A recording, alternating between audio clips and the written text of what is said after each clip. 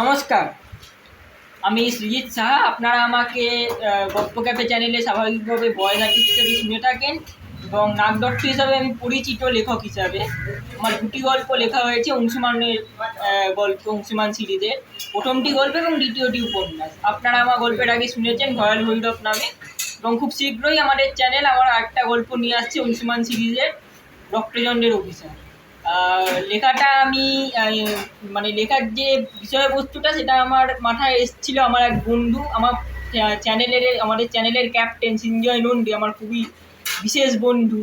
তার পারিবারিক কিছু ঘটনা ছিল, সেই ঘটনাকে কেন্দ্র করে গল্পটা লেখা।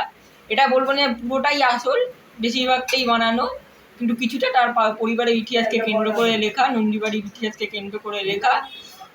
গল্পটি একানরে নামক এক পিশাচকে নিয়ে কেন্দ্র করে গড়ে উঠেছে, যেখানে নন্দীবাড়ি একটা পুরনো ইতিহাস, বহু বছর আগের পুরনো ইতিহাস। সেই ইতিহাসের পাতা ভেদ করে অশরীরী ছায়া নেমে আসবে নন্দীবাড়ির উপর, এবং অংশুমান সেই বাড়িকে কীভাবে রক্ষা করলো সেই অশরীরী ছায়ার অভিশাপ থেকে, তার উপর কেন্দ্র করেই আমার এই নতুন গল্প রক্তচন্দ্রের অভিশাপ। খুব শীঘ্রই আমাদের চ্যানেলে আসবে, শুনতে ভুলবেন।